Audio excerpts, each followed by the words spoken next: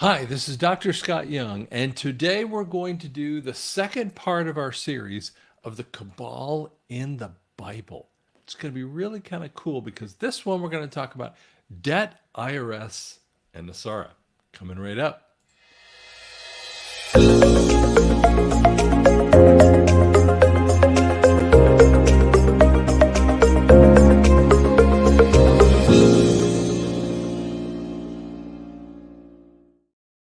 Okay, so I was just moving some stuff around here on my iPad Bible with that too. So let's bring it up onto the stage. Okay, so this is the second part of this kind of series. If you remember right before, in the first one of the series, this is actually from a book, the very first book I ever wrote. It's called The Violence Secret. This is an actual picture that is such a beautiful point of what evil does to the other people around it. And this is the sick part of that. And again, it was just a beautiful picture that I couldn't replicate if I even tried to. You can't even make that stuff up. And it perfectly identified with what the book was talking about. Okay, so let's get into that just a hair more. So, debt and NESARA verses. Okay, the first one that we have is Psalms 37:21. And so we'll read it first and we'll talk a little bit about it. The wicked man borrows but does not repay. The righteous one is gracious and giving. So it's the construction of the word wicked is rasa, and it means condemned, guilty, ungodly, wicked. So when we have condemned, now think about that for a second. If you consider a person who is condemned, that's a person. So let's say we have a horrific level of crime, a double murder kind of thing, and they pretty much know that's a done deal. One of the things that we do is we go through arraignment, and they tell them, this is what you're up for, and how do you plead? And let's just say that person pleads not guilty. Fine. So they go through the trial, and they're going back and forth over the trial. And finally, the jury of his peers say that he is guilty. So all the story gets further. Then he goes from county jail, and he goes back to county jail for his and he's been in county jail for maybe a long time. For murder cases, or many cases, that person can be in jail for 6 months, year, okay, and that's counted toward his final sentence with that too. County jail ain't fun, but he has to wait in that county jail for the sentencing.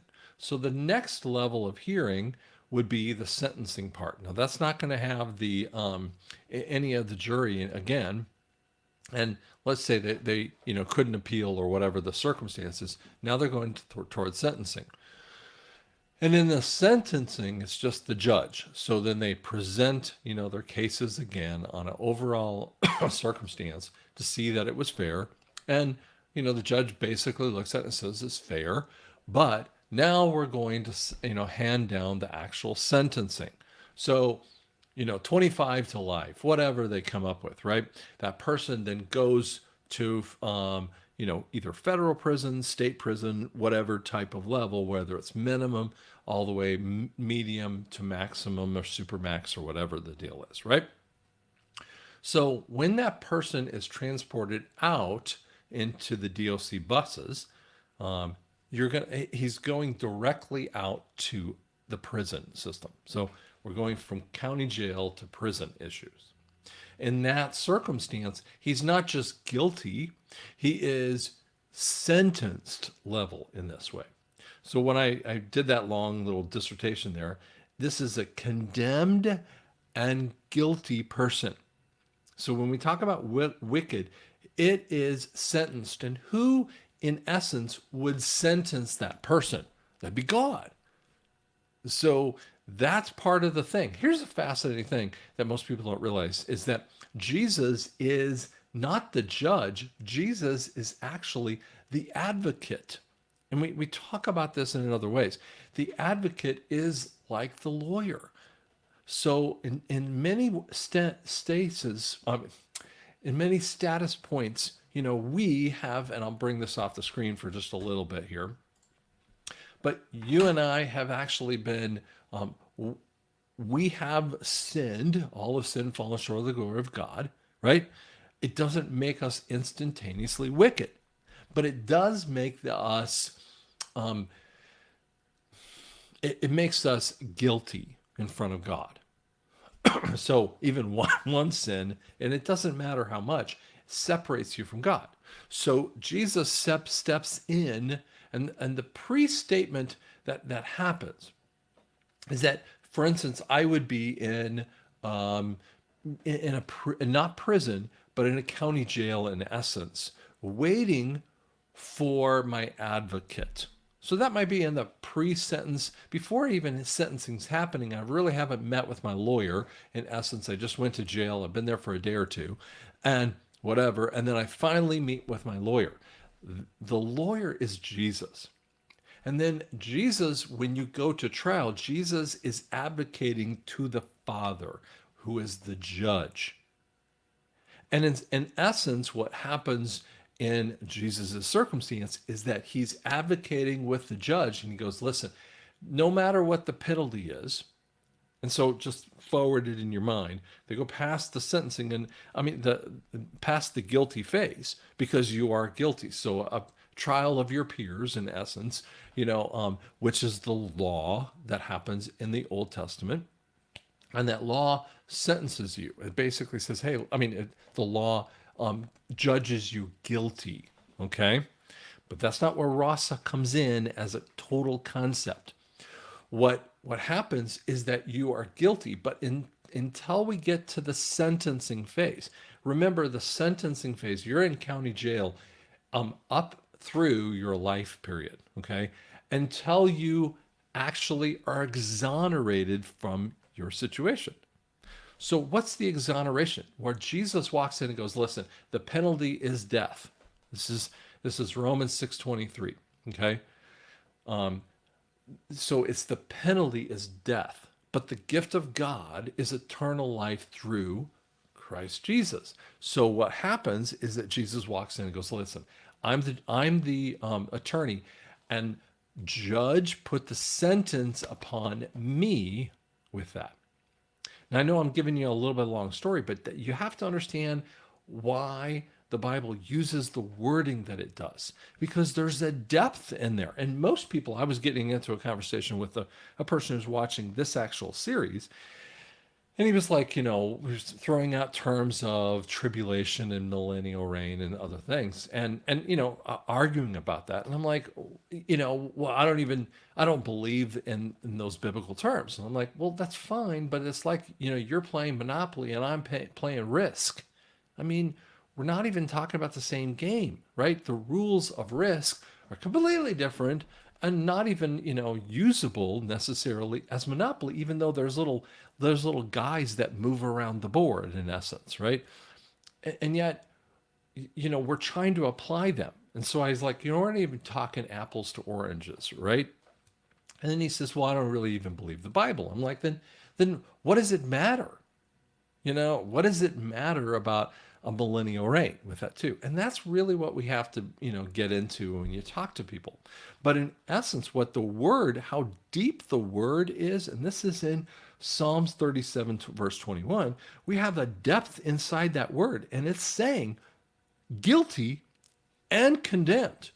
So Jesus pays the price, but these people choose not to accept it. So we're not talking about just wicked people who are, we're all guilty in front of God, right? Until we accept him as the penalty. In Hebrews 11, it's the hall of faith, just like the football hall of fame in essence, right? This in Canton, Ohio. Well, this is like the hall of faith. And it says that he believed, and you'll see different people in there. He believed, and it was credited to him as righteousness, right? Or put in his tally sheet, well, you're righteous, bud. And it's because of belief.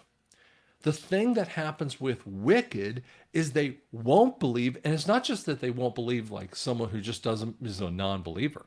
They have so far gone beyond belief that they flip God off in essence. Okay, sorry to use a crass terminology with that, but that's the essence of here. So in this same statement here, again, the wicked, the wicked man borrows and does not repay. So he's taking a borrowing, right? He's inside of a loan process and he's never going to pay it. The righteous one is gracious, which means grace in that point, and is giving. So it's doing a juxtapose or a little response between what happens in the person who borrows but they're never going to pay it back. Well, what does that sound like? I'd say it sounds like Congress, Senate, presidency, these elites, right? They go in and they go into Congress, they go into Senate, and they go into different people, right? I mean, go into their positions, right? They're appointed to a position of CEO and they have a position and they never pay back the loan. So we're not just talking about a monetary situation, we're talking about the whole process of this. And so, in essence, the Fed and the government, they like take loans from each other. I mean, they pull loans, they create loans, and we're responsible for those loans, but they never pay it back. And you're going, and yet these sickos will badger you for paying back your debt to society. They even use that terminology when we talk about prison issues, right? But they actually talk about that with death and taxes, right? You can only trust in two things, death and taxes. And they're meaning the IRS taxation there. And so God is saying, I'm judging you, full on judging you, because you would never come back to God. That's when I hear people say, the Cabal, they're going to like come back. I'm like, dude, they've already way made their point up, made their concept of whether they're never going to come back. I mean, you can pray, but what's the point here? These people have actually made a very conscious choice. Now, where I would say most other people necessarily are wicked, they might have evil in their heart and they're decent people or they're not, but we're not talking about wickedness with that. Because those other people are just, they don't want to make a choice or they choose not to make the situation. But sometimes they don't have that full knowledge. Now, that's where you get people get all, sideways, like everyone's going to get saved no matter what. That's not the truth. That is never the case. And they pull out things like Philippians 4:11, every knee will bow, every tongue will confess that Jesus is Lord. That is not what that verse thinks. You think, well, everyone's going to bow down and everyone's going to confess that Jesus is Lord. But it misses the point. If they confess that Jesus is Lord, but they don't confess that he's their Savior, they go, this is actually happens at Rosh Hashanah or when he's in the clouds. They're going to look up and say, oh, yeah, that's right.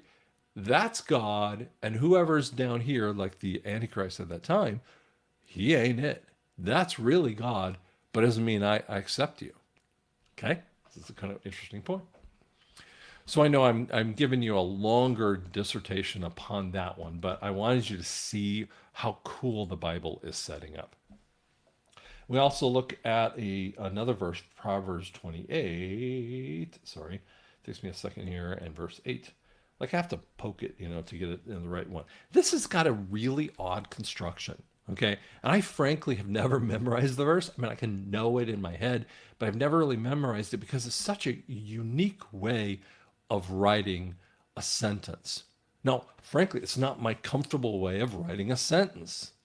And if I were if I were grading the Bible, which I'm not trying to grade the Bible, but if I were grading the Bible as an English major, as an English teacher, I'd have said, man, would you write that sentence again? Because it's so funky, it doesn't fit. It doesn't even roll off the tongue in essence. Okay. So it says, whoever increases his wealth through excessive interest, and there should be a comma there, collects it for one who is kind to the poor. So the point of the sentence, okay, that's an adverbial phrase, right? So that phrase eology is the subject. So we normally go from subject to object. So that's really the object, and then the subject happens at the end. So that's why it's like the point is the one who is kind to the poor is going to get the money. That's another way of putting it, right? But the key is the point of collection or collects. And that word means to gather, to heap up, to restore, to resort, excuse me.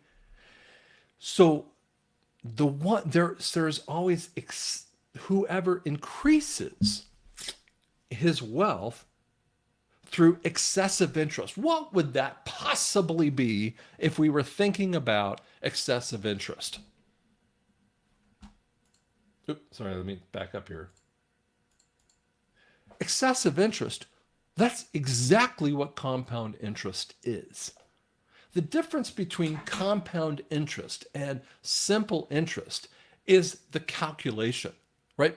So if I looked at a loan, I had a $2,000, loan, I'm making a small number up, and 5% interest. Let's just make up a really low number compared to what we've been seeing out there in the real world.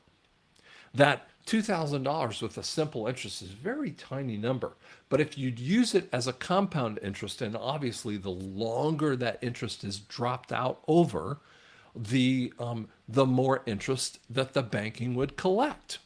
That's why when we look at like a $300,000 house that would have a 5% interest, for instance,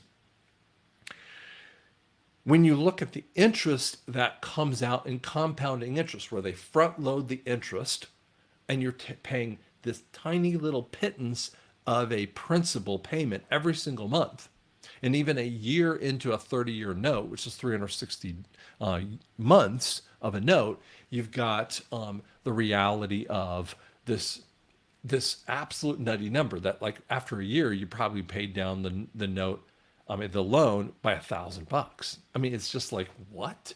I paid a year of that payment, which what, $2,000 or $2,200 for that particular loan a month. And you go, I had to have paid off more than $1,000. Now, when you kind of move toward the middle of that time frame is when you start to pay it down, right? And you're starting to pay it down much more rapidly. How many people get to the 15th year of a 30-year loan without actually refinancing? Refinancing is one of the funniest things in the world, because then they restart the clock. And so they actually want you to restart loans and even get it to a lower interest rate or buy a new house. And then you never get out of that, the underneath the debt point. So it's saying that whoever increases his wealth through excessive interest collects it for one who is kind to the poor. Now, to go in just a hair longer here, sorry to do this and give you a kind of crazy wordings with that too, and I'm giving you a real deep kind of teaching on this, is that you have to ask yourself, if all scriptures God breathed approve for teaching or reproof, 2 Timothy 3:16, we have this concept of, when did this verse actually occur? Would it have happened back in Old Testament time frame when Proverbs was written by this could be potentially written by Solomon, who is David's son, the wise Solomon guy. And you go, well, I can't really find, as I've searched through the scriptures, I can't find a time frame when excessive interest was ever collected.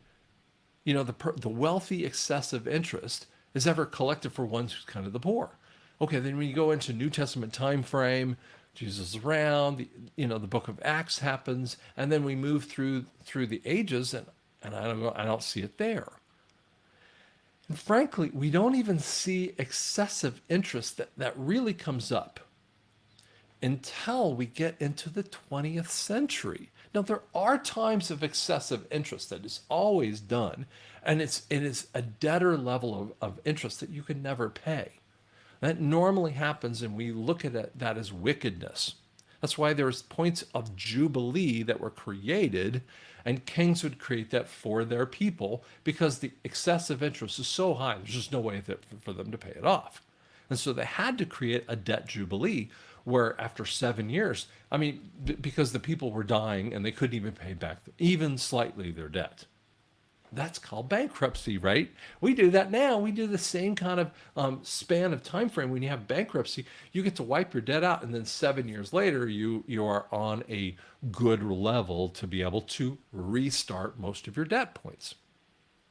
So in this verse, I'd go, when does that happen? No, it doesn't happen in the tribulation, because in the tribulation, the second seal, or the third seal, excuse me, that happens pretty darn early on in the tribulation is hyperinflation. And you think you were living in hyperinflation? Wait till the reality of hyperinflation would happen in the tribulation. It's 100,000 times worse. Okay? So again, this verse doesn't fit anywhere unless you bring it to the NESARA time frame. It doesn't fit. It's such a powerfully cool verse, and neither does Psalms 37:21. Let's move forward another step. In Leviticus, and I promise I'll go a little faster here, and I know it helps you when you look at this kind of stuff. The Lord spoke, oh geez, that's not a good one.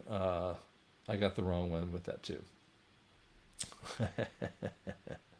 Does happen this way. Wow, I messed up that particular verse there. Sorry about that, guys. Let me pull it up here. Apologize for messing up my own stuff in that situation there. Got to find it in my money verses here. Let's bring it up here. Sorry, it's taking me a second here. Leviticus 25:10. Holy cow. 10, verse 10. Sorry, I messed it up on there.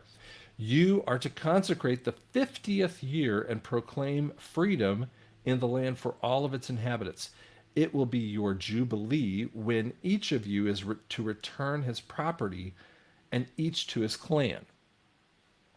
The problem happened is that in Levitical time frame, they were supposed to, at the 50th year, do not just a debt for forgiveness that would happen, but they had to actually allow that proclaim freedom in the land, and that person could actually go back and take the property. So let's bring this off the screen for just a second. The 7-year Jubilee point that happens, or a debt forgiveness, was really for the king to do it for his subjects, right? So his subjects don't own anything. So the 7-year cycle isn't really a great cycle. It just is a cycle. And actually, we would think about it today as, like I said, the bankruptcy point. But when we talk about a 50-year Jubilee, the 50-year Jubilee wasn't just about wiping out the debt. So the Israeli people, the Jews, would wipe out the debt and let the person have their property, their original property. Like after 50 years, I mean, would they even remembered, I mean, they would know what the property is, but they wouldn't even be able to get it. And the reality is they did a few of these, but they didn't do very many of them. And God actually punished them by going into into Babylon with the book of Daniel. My son's actually teaching a whole Bible study on the book of Daniel. It's really kind of cool setup. And he was in chapter 1 and 2. He just is very good with this kind of stuff. But the point is that is what that time frame is about. So that hasn't occurred, and we haven't had it for generations. But it's coming with NESARA. Next one. Job 27:17. Sorry about that other one, guys. I know I got you a little bit messed up there. Sorry. Okay, so 27:17. Okay. This is a really interesting, an odd kind of construction of a sentence too, but it's also comes from 16. I'll just give you 16. Though he piles up silver like dust, which means like a ton of it, and heaps up wardrobe like clay, piles and piles and piles. Okay. Silver like dust. I mean, if you had dust, well, that would be like thousands upon millions upon billions of this, right? We're not talking about a little bit. If you're talking about dust in a room, a dusty room, that's just millions of particles in essence, right? Or billions, whatever you want to say. But when he says, though he, the wicked, piles up silver like dust and heaps up robes like clay, like like it's nothing to him, right? Verse 17, he may heap it up, but the righteous will wear it, and the innocent will divide up his silver. In essence, the righteous will divide up that which is, and the word is a K-E-S-E-P. I don't want to repeat that word because it means silver because of the implication of the pale color of this, right? But what it actually means is money. Wait, aren't we in NESARA kind of stuff talking about a gold-backed currency or a asset-backed currency? I was talking with Mark Z and Militia Man, and we were talking about an asset-backed currency, and he was talking about a multiplication of asset-backed inside of a country. That's an interesting idea. I just believe that we in America under the Treasury are going to set up gold as their standard with it too. But the other nations might, all the other Jasara nations, some of them might have a particular type of asset that it would back itself with, or they might have a multiplicity depending upon, right? But it's saying that they're going to divide up the currency, which means it's not like everyone gets their share, like these concepts of UBI, which I get really sideways on a UBI. That's not talking about people who are on Social Security and disability. Okay, you can't work anymore. We're talking about the people that are able to work. In essence, what this actually says is innocent will divide it up the silver. That means all of the citizens will have a chance to be a part of a monetary system backed in an asset. That's the modern translation. So though the wicked may heap it up, the righteous are going to wear, which means they're going to have the wealth upon themselves, and the innocent get to divide up that asset, or the people get to divide up the asset. But the wicked never get it. That has never happened in the history of the world. And it doesn't happen in the millennial reign. I mean, it doesn't even happen in the millennial reign because the wicked are already gone. The great day of the wrath of the Lamb is the very last day that is more likely an extended day. Could be 48 hours, could be 72 hours. We don't actually know. There are dozens and dozens and dozens of verses that talk about that one day. That is such a powerful point. And if you watch my tribulation series, I go into that, right? But that's not what this day is about, because in the millennial reign, there's really not going to be a monetary system. So when people say that, we're in the tribulation right now and we're going into 1,000 years of peace, I go, the Bible is the only one that talks about 1,000 years of peace. To give you an example, let me tell you something interesting. Hitler had a concept of having a 1,000-year reign.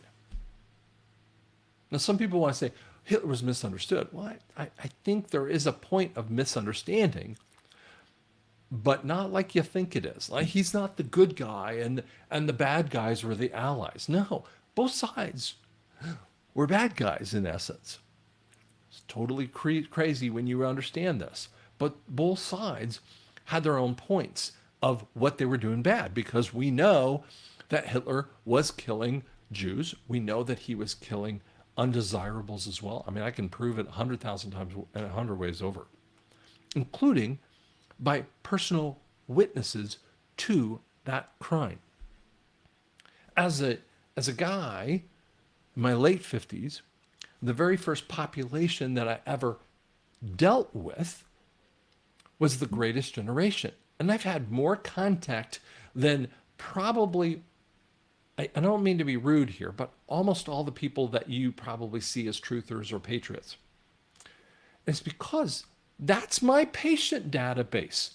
My average patient database in my office as an audiologist is over 70, 75 years old. Doesn't mean I don't see the younger people, but I've been doing this for 34 years. So my first database, I mean, all of my databases that either I was working for people up for my first 17 years before I started working for myself, the last 18 years, that first 17 years I would work for other people, but my people were the greatest generation. Now, I've had World War I veterans, which are even more interesting in many ways, but the World War II veterans were the people, they were Holocaust victims.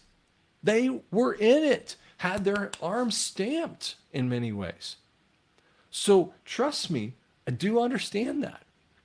But even in that time frame, it didn't happen at post World War II.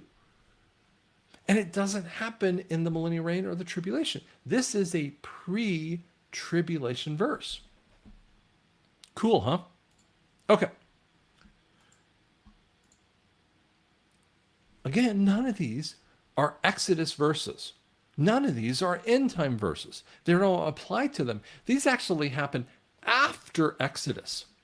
For instance, Psalms and Proverbs is written by David and Solomon, right? It depends on exactly what moment in time that you're talking about on an overall basis.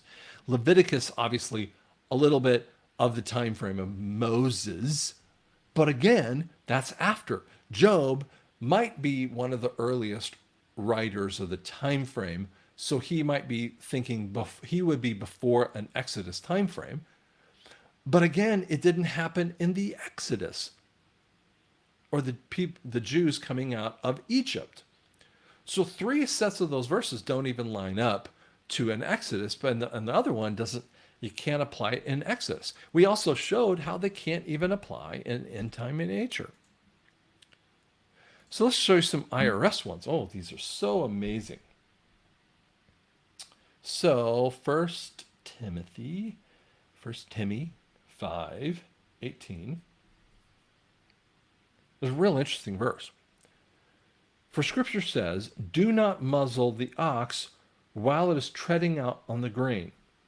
Now, that verse is talking about Deuteronomy 25:4. So do not muzzle the ox while it's treading out the grain, and the worker is worthy of his wages. Guys, do you catch how cool that is? That is exactly income tax. The worker is losing his wages.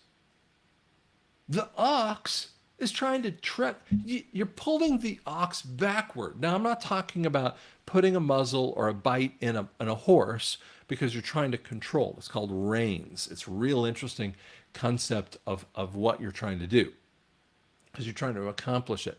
But if you muzzle the ox, what you're doing is pulling back the ox's capability to drive forward. Okay? And so it's reducing the ox's, in essence, speed. Now, oxes don't run around like going at, 50 miles an hour kind of thing, like a cheetah necessarily, but an ox still can't go as fast as he could because that little guy or that big guy is held back. That's the metaphorical concept, right? So again, this is part of a metaphor, but when Paul is talking to Timothy, he actually pulls it forward and he says, and the worker is worthy of his wages. Huh. Gotcha. James 5 verse 4. Now James just gets it, really hammers it pretty hard. Okay? 5, which is the last chapter, in verse 4.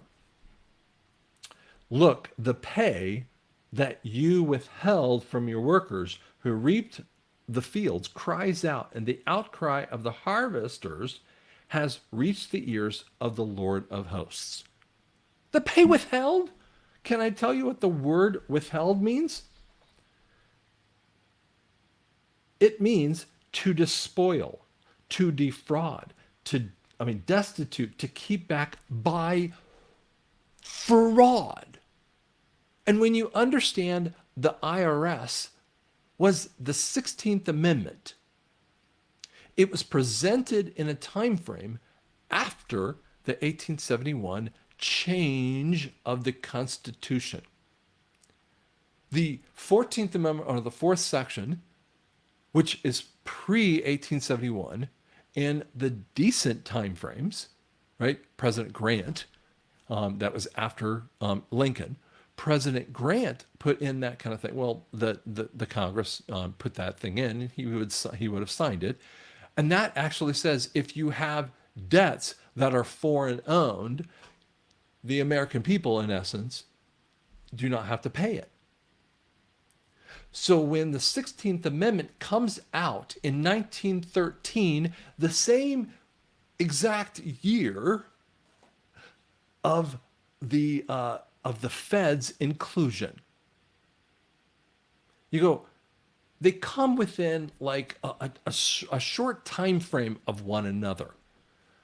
Guess what? The Fed was made as just a quick bill that they passed through. It was not even an amendment, okay? Because you could actually strike down an amendment, but they left the Fed in as just a little, Congress bill. But the amendment, they put in this little amendment called, in essence, the 16th Amendment under the IRS. And what it was supposed to do is only tax 1% of the 1%ers. So the top 1%ers would be someone in our day and age, probably making in the six, figures in essence. So someone who's making 150,000, 250,000, whatever, and beyond, right? Those people would have a 1% amount. Now, most people go, I'm sign up for that one. But the reality is that's what they introduced it as. They sunsetted it and then brought it back in to have a taxation of every single one. That's why the court systems keep supporting it. The court systems are the cabal kind of things. And we've shown that a little bit before in some of this other stuff. You'll see a little bit as we pop this back up. But the court systems support their own people, right? This is how sick this whole system is. James 5:5, the next verse, you have lived luxuriously upon the land and have indulged yourself. You have fattened your hearts for the day of slaughter. Now, let's go over that verse just a little bit. You've lived luxuriously on the land. Who is he talking about? The ones who were collecting the IRS payment, in essence. Okay? They took that money and they weren't paying it. You think that they're paying for roads and schools and everything else. And roads and schools are not paid by IRS taxation, not even in state IRS taxation. I know that. I've done the research. You could do the research too. You can find out where your state actually achieves their particular budget. More than 20 years ago, I was doing, almost 20 years ago, I was doing a study of what the state of Oklahoma was looking at with their own personal budget. At the time, they were $4.1 billion budget. I don't know what they are today, but that was what the budget, I remember very clearly. And I was looking at it, I thought, well, doesn't the IRS, or even this, your state income tax, in Oklahoma, we pay 5% of your, income tax, or your wages to the state. And you go, well, I thought for sure in 2006 when I was looking this up, gotta be coming from that. Has nothing to do with it. 95% of the money that makes up that $4.1 billion budget that was years ago, it comes from sales tax. And each state will tell you who's actually been ducking sales tax. And they'll tell, some of these people, they're ducking sales tax for $20 million. Like these, I mean, if I don't pay my sales tax and I was trying to like deal with the system that you could apply the credit that I had towards sales tax, and the state came back to me and go, they called me up like, you gotta like pay that thing. And I'm like, but I can never get that thing to apply to any of my debts. And it just keeps going up. So I'm paying, but I still have a credit. I mean, it was just craziness, right?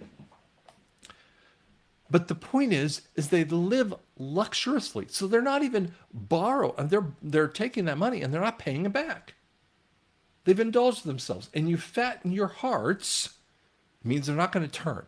They fatten their hearts for the day of slaughter. That's indicating there is a time frame and there's a date that's coming. And in essence, we call it come to Jesus.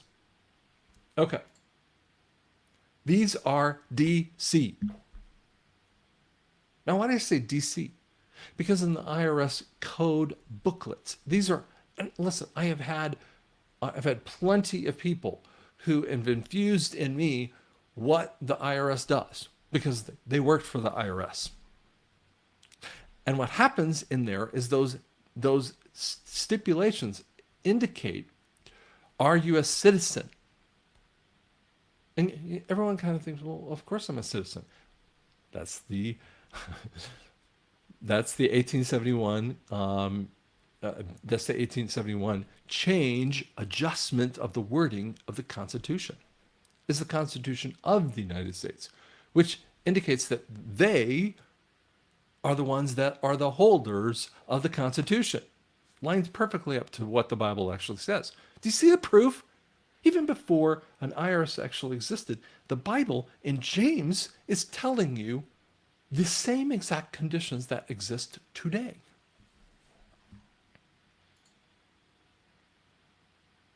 Think of the millions and millions of acres of land on federal grounds you can't even go onto. I mean, when I was growing up, we used to live near the Rocky Mountain Park. We'd go up in the Colorado Mountains. And you got in, and if you were going to like hunt, you might have to have a license to hunt in the right season, whatever, right? Deer season, whatever, elk season, whatever the time frame was, or I mean, whatever season they were talking about, right? But normally you didn't have to pay to get in there. Sometimes you did, depends on what it was. Now you have to pay to get into these lands. I mean, I'm paying as a supposed citizen, IRS citizen, to get into lands that the federal government owns, but I should have paid taxes to get into that land. I mean, do you see the stupid? And then they take more and more of those lands. That's living luxuriously upon the lands. So now the next part we will do in our next series. So this is a little bit longer one. I promised it would be shorter, but I wanted to go a little deeper on this because I think you might like some of that situation. I hope you like where we're going here, and it gives you an understanding. The Bible was predicting these idiots. The Bible was telling you about the morons and the cabal and all of this stuff that's actually happening. Do you believe the Bible is corrupted? I just gave you the proof that it's not because it predicted something that couldn't have existed in the time frame that it was written in. It didn't exist in the time frame it was written in. And so every monk would have rewritten that thing and said, well, that doesn't exist today. That's like dumb. Why can't we change the words to reflect, something that really exists? I mean, from their standpoint, they'd be like, it doesn't exist. We don't have that. So why do we have to do that? The answer is, first off, there have been different forms of government and an anarchical kinds of government or monarchical governments. Oh, I can't even say that one. But you see the point is that they've had these types of systems, but not exactly in the form that you actually see it in today.